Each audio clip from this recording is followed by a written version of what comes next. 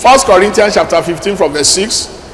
After that he was seen of above 500 brethren at once, of whom the greater part remain unto this present, but some are fallen asleep. After that he was seen of James, then of all the apostles, and last of all he was seen of me also, as of one born out of due time. For I am the least of the apostles, that I am not meant to be called an apostle, because I persecuted the church of God. But by the grace of God I am what I am, and his grace which was bestowed upon me was not in vain, but I labored more abundantly than they all. I labored more abundantly than they all. Yet not I, but the grace of God which was with me. Therefore, whether it was I or they, so we preach, and so you believed. 1 Corinthians 11 from verse 22. Are they Hebrews? So I am. Are they apostles? So am I. Are they the seed of Abraham? So am I. Are they ministers of Christ? I speak as a fool. I am more. In labors more abundant, in stripes above measure, in prisons more frequent, in death often. Of the Jews 5 times received I 40 stripes, save one. Thrice was I beaten with rods, once was I stoned, thrice I suffered shipwreck. A night and a day I have been in the deep, in journeys often, in perils of waters, in perils of robbers, in perils of my own countrymen, in perils by the heathen, in perils in the city, in perils in the wilderness, in perils in the sea, in perils among false brethren, in weariness and painfulness, in washings often, in hunger and thirst, in fasting often, in cold and nakedness, beside those things that are without, that which cometh upon me daily, the care of all the churches. You wonder, why am I starting a sermon with these complaints of Paul? My purpose of doing this is to show us that everything I will be saying this morning are in perfect conformity with the word, the will, and the way of God. My intention is to ensure that nothing I say contradicts what we have in the Bible. Although I have no time to explain that scripture, I want to say that what Paul did in those scriptures is similar to what I am about to do here. Today, I'm sharing the concluding reflection on all that has happened since my comment about Baba Kumuyi attracted widespread attention on social media. So I'm concluding it and laying it to rest today. First, I must acknowledge that knowing how small I am compared with him, and how small our church is compared with his church, I never anticipated that anything I say here to you, my people, could draw the kind of attention and responses it has generated. I prepared the message of today in a way that it will not generate any further controversy. So I'm dividing this message into 5 parts. What has happened, my decision now, what I still know about Baba, why I'm leading a separate church, what I know about Bible Pattern Church, what I know about Pattern Church today. So pay serious attention as I conclude this issue that have generated responses for some time. What has happened? Romans 3:8 says, and not rather as we be slanderously reported, and as some affirm that we say, let us do evil that good may come. whose damnation is just. Since my initial remarks, which I won't repeat here to avoid reigniting any issues, much has occurred to give me better understanding of what Paul was saying. People have reacted both negatively and positively since the first time I said something. Some bloggers, YouTube bloggers, have taken liberties reshaping my words to project their own narratives on social media. Bloggers always look for more traffic, and one of the ways they do that is to create content that will generate controversy, so that many people will want to hear and respond. And generally in journalism, good news are not the news. Bad news are the real news. So in journalism, when they have bad news, hey, there is an earthquake somewhere, 7,000 have died. Hey, there is kidnapping somewhere. But if you say a woman deliver her baby in peace, you cannot see it in the front page of any newspaper. Somebody has just been promoted. Somebody has bought a new car. A new church is being dedicated. You won't see it in the front page. But if you hear that hoodlums go to a church, they kill the pastor, you see it in the front page. Bad news is always news.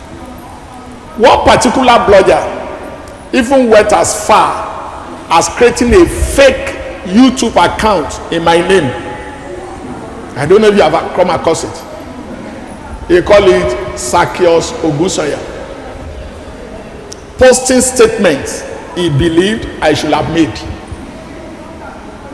So what he felt should be my response to what was going on was what he tried to write in my name.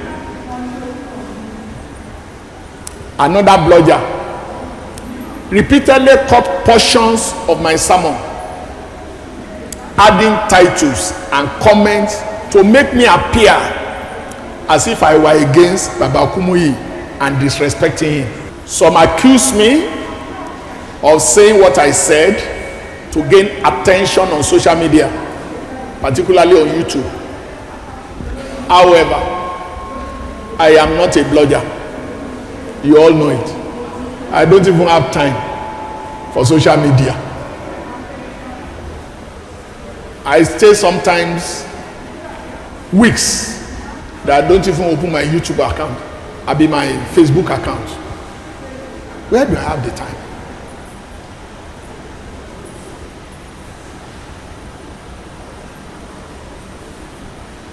However, my reason for using social media, the reason Bible Pattern Church spend big money on social media,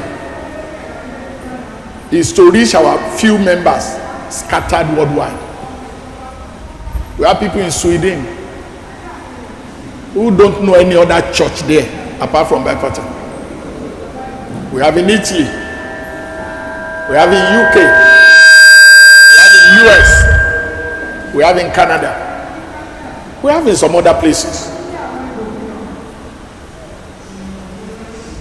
Our activities on social media helps us to minister to them wherever they are. For those who think, oh, I use that so that I can gain attention, said they Ogunsanya, looking for attention. After how many years?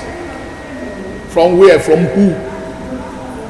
I have meaningful stories and testimonies I could share to draw traffic on social media, if that is what I'm looking for. When last did we share testimony here? When last? And people kept on calling me, sharing testimonies. Powerful testimonies, big testimonies of the doings of God. Members of this church, non-members of this church. Why shouldn't I be publicizing that and use it to gain attention? A lot of things happened. Several individuals have reached out to me. Deliberately, I'm going to mention some because of those who say, oh. You know that I always talk about Pastor Akinola, even before this issue happened. And I used to tell you it was the only friend I had in Ekole. And that since we came to Lagos in 1988, I've not had another one till date. I said we were so close that when we attend Deeper Life Conference in Lagos, sometimes he will come some days earlier, stay here, and from here go. The wife of brother Akinola, now late, Sister Bimpe Adegbite, called me and told me that she had heard all the messages on YouTube. She said some other things I may not tell you. And she said she's praying for both Baba and myself. She's still a member of Deeper Life. She did not imply in any way I had misrepresented her husband in my story. Because when they were cutting, when they were in Koshi, I was there. When they were preparing their wedding, I knew everything. After they wedded, I still knew everything. When they began to give birth to children, when they were raising children, we were together discussing sharing. We have a fellowship at a place called Ijako, using a rented apartment. The landlord of that place, I think he should be a member of Redeem, called me also and said he wanted to talk about the house. There was an issue with the house that I wanted to talk about. His house that we are using for fellowship, where our people will fellowship this morning. But before saying it, he said, oh, I watch everything about you and Baba Kumuyi on social media, on YouTube. One of the men of God attending the interdenominational Bible study for church leaders 2 weeks ago told me here he would like to see me. We agreed he would see me on Thursday after Hour of Miracle. He came to my office prostrated and said, he reminded me that it was in Bible Pattern Church he gave his life to Jesus when we were still bearing Holiness Gospel Church. You know when that was? 90. That it was Pastor Adelekan who did his water baptism. That it was his house in Adebiyi we started house fellowship in Adebiyi.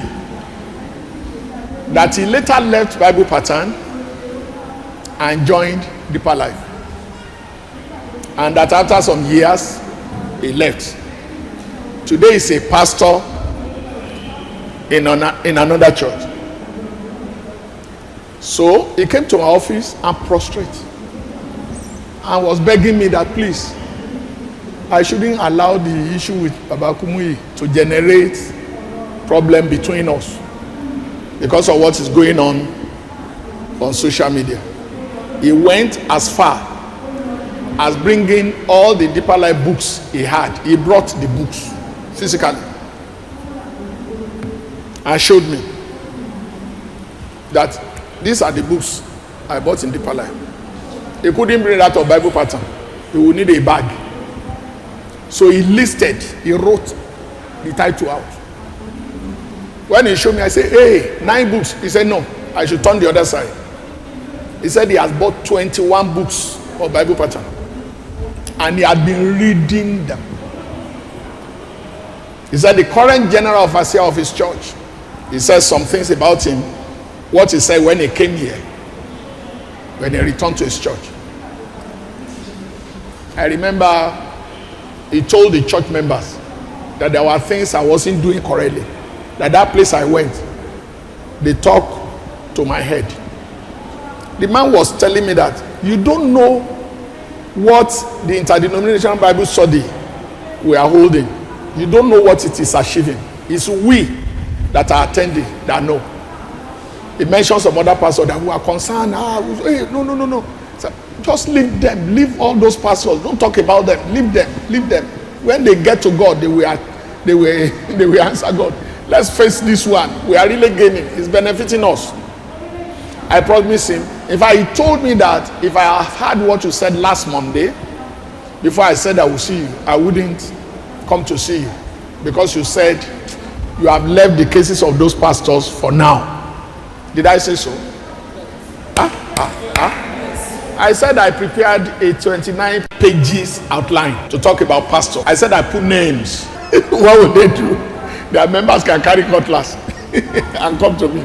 So I told you I've decided to leave that. I will still deal with the issue, but I won't call names and I won't go this way.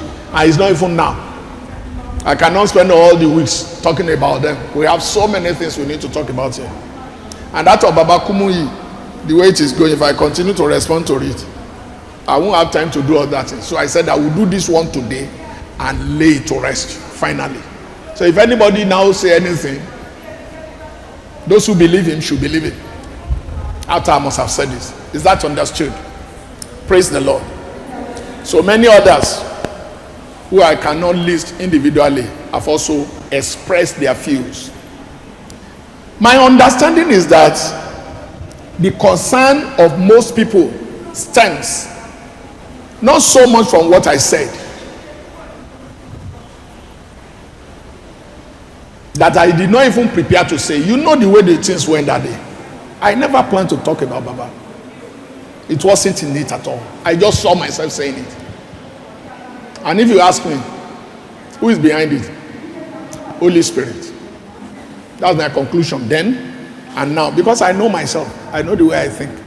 But from how it was received and amplified on social media, especially by bloggers who see it as an opportunity to attract more traffic to their platforms, honestly, I never consider myself or our small church to be that significant. You know, I often say, who knows me? Who knows Bible Pattern Church? The fellowship of ministers called Elders Forum that meet in my office once every month. They will be in my office this Saturday again, consisting of general overseers, referents, bishops, apostles, pastors. There's even an archbishop there, Elderly Baba.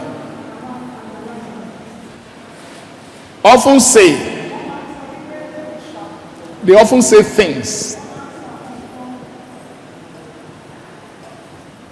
that make me to know I did not know many pastors. They will call a pastor, I say, I don't know. They look at me and say, where are Ogunsanya? They often accuse me, you lock yourself in this place. You are not pastor of Bible Pattern Church alone. When I say I'm ready for death, they'll be shouting at me, you will not die, you will not die. I know a particular bishop that will say, you have not taught us enough. You are going nowhere. I said, I didn't say I'm going to die. I only said I've told God, if I die, if you pray God should raise me, he shouldn't listen to you. My decision.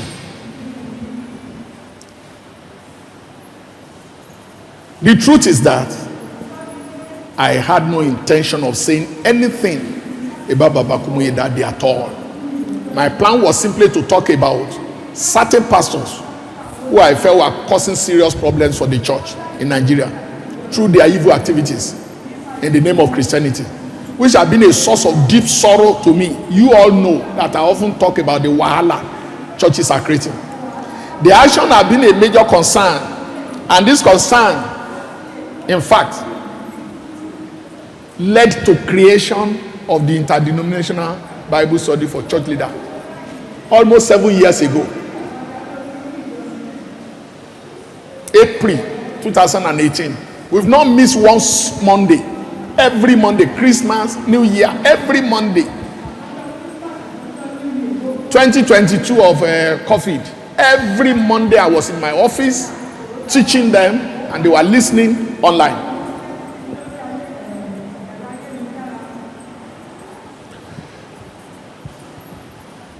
And many of the attendees have been very consistent.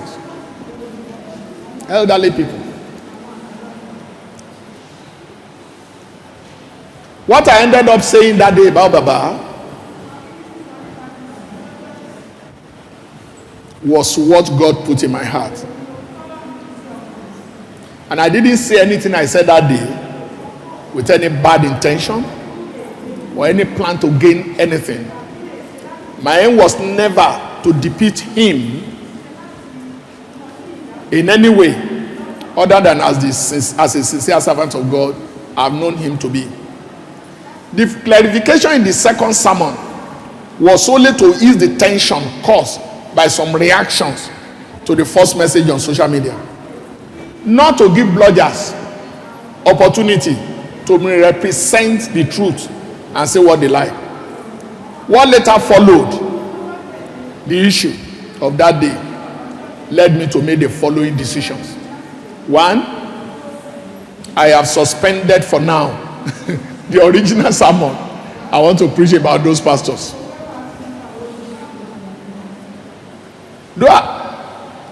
This one, apart from this one, in response to what the bloggers are saying, I have prepared 2 more lengthy sermons. Lengthy, over 20 pages of A4 paper. What the title of one of them is, "Don't present me as a critic or enemy of Baba Kumuyi." That will have been the sermon for today. Lengthy. The second one, I won't give you the title. It was to be a follow-up to that. But even now, I've decided to leave the 2. So I'm not preaching them anymore. Who I still know Baba Kumuyi to be.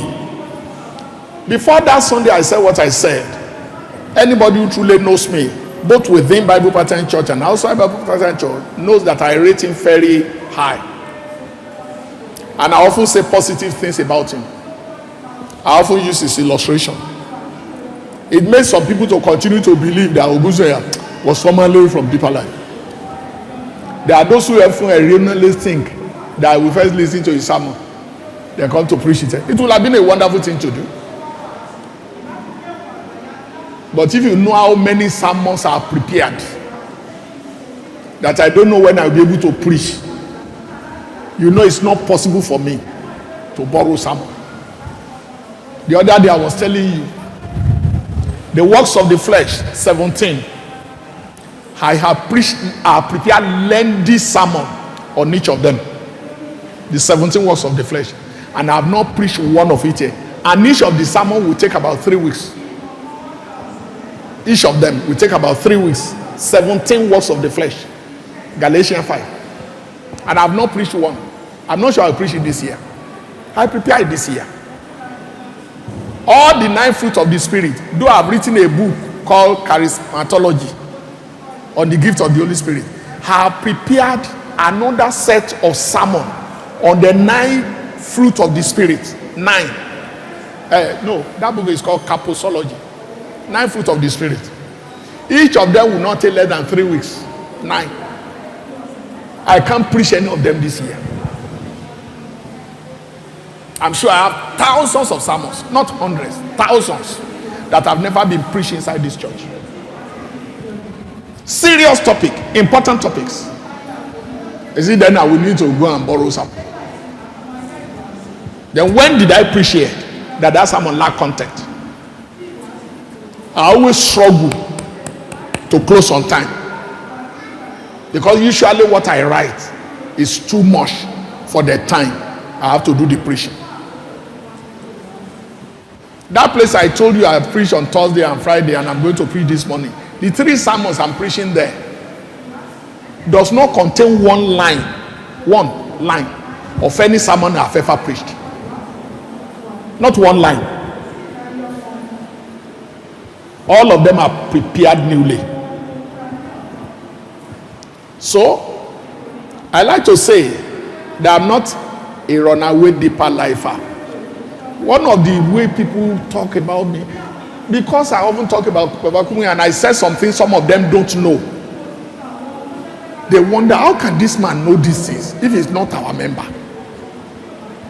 I told you their leader in this area told me to my face that as a former deeper lifer, I say, they deceive you. I want to say again, very loud and clear, those of you who are still nursing that idea, I was never a deeper life member. I have never sat under Bible study of deeper life. That their Monday Bible study, I have never. The program of deeper life I've attended in my life is National Ministers Conference that attract all ministers all over. I attended their retreat in Akure. I think that should be 1984. If not, 83 it should be. Should be 1983. I think that should be December, come 5 years, if I'm not mistaken, December retreat. We spent only one night. Our experience of that one night was not even very good for us. That's the only retreat of deeper life I've ever attended in my life. So besides National Ministers Conference, I've never attended the deeper life program. Not at all. I have gained from his books. I have gained from his ministrations. Just like I gained from that of other ministers. And I respect him a lot. I gave my life to Jesus in Gospel Faith Mission, 1976. And I was so committed that from that first Sunday, it was on a Sunday I gave my life to Jesus. Up till today, I have not missed Sunday fellowship once. Not once. 76 to 2024. And in Gospel Faith Mission, I usually got there around 8 in the morning and leave 9 p.m. All Sundays minus none. My wife is still alive. Every Sunday, 8 a.m., I will get to church. I go back to my house, 9 p.m. All Sunday, all of them. And that spirit is what is still working here. I told you we do interdenominational Bible study for church leaders for almost 7 years now. We have not missed one Monday. Not one. If I'm dying, we'll do it. If I am sick, we'll do it. If I am troubled, we'll do it. If I am sorrowful, we'll do it. If I am joyful, we'll do it. That's my own commitment.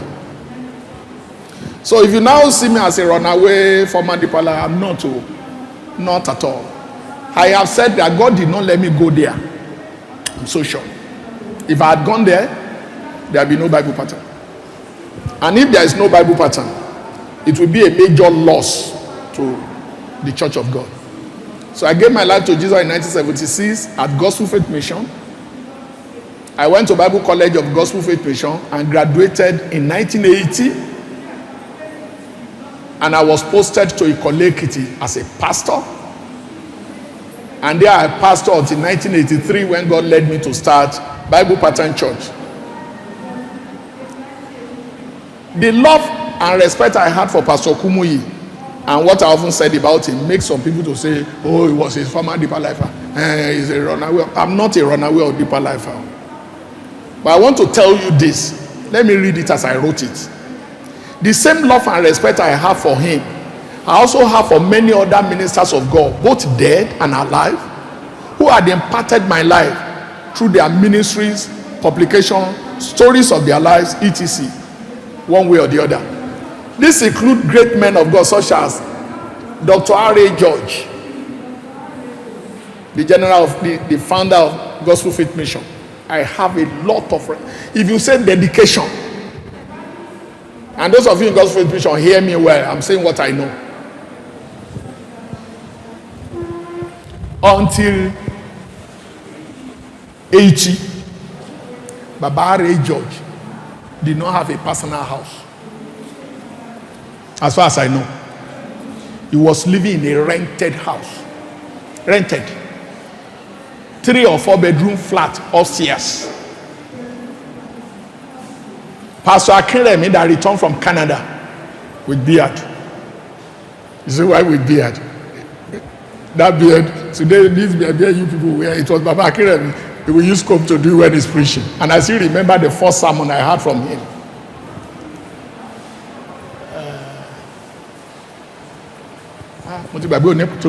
Something about Christ. Pastor Akinremi was living downstairs. Baba Gio was living upstairs. Big church. The branch I gave my life to Jesus at Ajenipa was more than 600 in attendance. In 76, I came to the church. Meanwhile, Ayantuga branch was bigger. Iwaya was where they are started, bigger. And all of them in their own houses. And there were many others, like Akowonjo, like Badagry, like Karadagu, so many places. Baba Rejod was using Dasun 120Y. Jaku Jaku. Want to go speakers over here, so when he's going, the speaker will be making jaga jaga.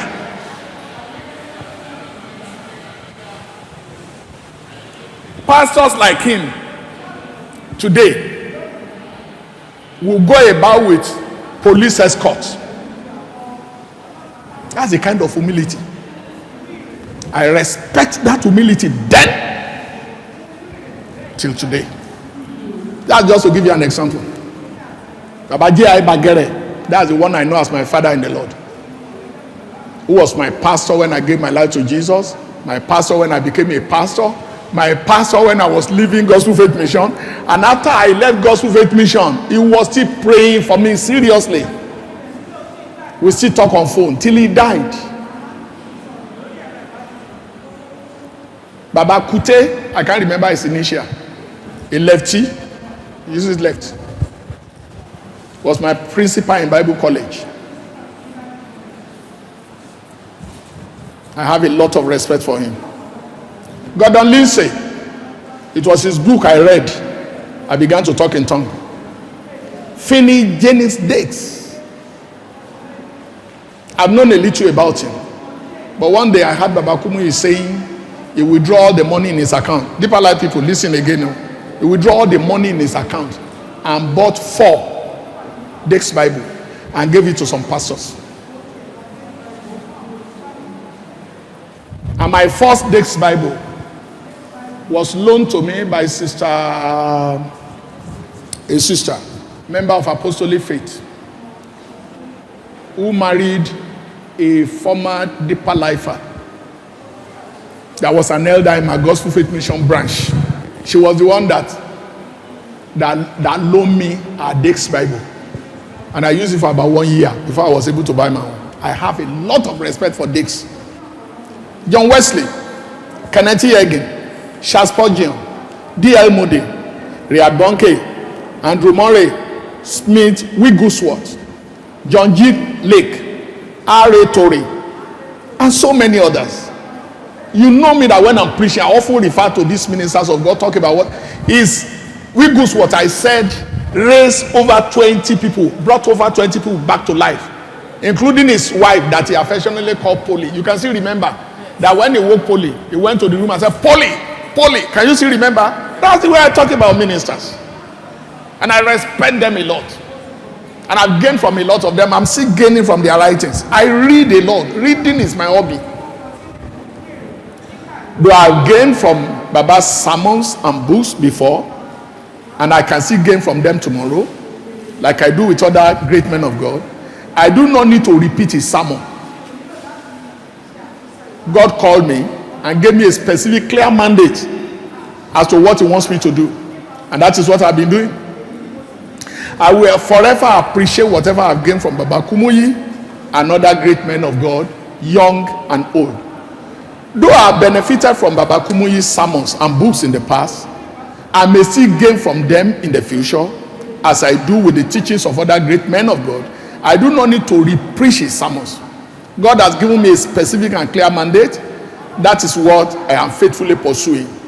I will always appreciate and value whatever I gain from him and other great men of God. I like to say here that whatever anybody thinks I meant by what I said about Baba Kumuyi, my opinion about him has not changed at all. He's still a very great man of God. I know him to be. He's one of the few remnants that are remaining. I will never wish something negative happen to him. It will affect all of us. So he's one of the banner carriers. And that is the way I see him. And my opinion has not changed. I disagree with you does not mean I hate you. You even disagree with yourself. Baba said some of the things I put there I thought would make us holy. I'm going to remove them before I die. That disagreement with himself. Some of those things you want to remove, some of us small children have seen it, we have removed it. We don't have to wait until he remove it. Then you now say, you hate Baba, you talk about Baba, you drag Baba, me. I'm not dragging Baba. I will never drag Baba. I've never heard of any scandal about him. And I pray God will keep him standing. And to the glory of God, said the Ogunsanya, I've never had any scandal too. And I'm stopping to be a small boy. 76 to 2024 is a long journey. 83 to 2024 is a long journey. I became a full-time pastoring a church 1980 August. I have not gone on holiday 1 week. I've always been around. I traveled to Germany. From Germany I was still preaching to you here. That has been my life. So I'm not a small boy. I want to say very focally that Pastor Kumuyi is still a great man of God. I know him to be. Though I know God called me for a very special purpose apart from him. And I still consider myself more of his child than most of those people who talk against me. I have always held Pastor Kumuyi in high regard, and that respect remains unwavering. To know the depth of my respect for him, you can watch that video I told you about. Pastor Sede Ogunsanya exhort as Pastor Kumuyi preaches on YouTube. In it, you will notice I nearly stumbled as I was to bow down to greet him. And then, I was around 60. I am 69 now. At age 60, I did not need to do that to everyone I greet. I greet most people standing upright, shaking them. I greeted him bowing down, almost falling. I only did that because of my respect for him. My opinion of him has not changed. He's still one of the greatest men of God I know. And he's still one of the banner carrier of Jesus Christ in Nigeria. I do not regret anything I said, because I did not say anything with wrong motive, and I did not lie. Not one line of what I said was a lie. But I never had the intention of disrespecting him. This church I am leading by the grace of God is a church of God. Why am I leading a separate church apart from Deeper Life? Apart from the great men of God I thought about? Why did I leave Gospel Faith Mission to start this? I didn't leave it because I was rebellious, because I needed anything. I wasn't praying, God lead me, lead me. I thought he has led me. My thinking was that I would pastor and pastor and pastor in Gospel Faith Mission until the rapture will take me away or death will come. I never thought 1 second. If somebody had told me you will leave, I would say, lie, possible. And I've been doing the work with everything I have. If I exaggerate today, at least my wife is alive to prove me wrong. Some of the people who knew me are still alive. Sister Bimpe, the wife of Brother Akinola. If I'm lying today, some of these things, should we were in a college together because we are so close. I'm not sure Sister Bimpe was with them then, but all the members of Deeper Life were attending my branch of Gospel Faith Mission until 1983 when Deeper Life started Sunday Fellowship. And when they started, I've told you before, go and find out. They started in Ado, in Akure. I know they started. I know. I didn't say it be like say They started in Nado, in Akure, in Ikere, in Ikare, in other places. They did not start in Ekole. If you say how many places they did not start, I'm not sure there was any other place they did not start. They didn't start in Ekole. Until I told Pastor Akinola, I have resigned. I'm leaving Gospel Faith Mission so Sunday. A Sunday before the Sunday I left, they started Sunday fellowship in Ekole. That's how close we were. I was the one naming all their children. When they born a child, Akinola will call me, I will go to name. Because as para church, they were not doing all those things. They were not doing naming, they were not doing wedding. And some of the weddings of their members that are usually done in the churches of their parents, and so I often preach. Often be the one to preach. We are so close.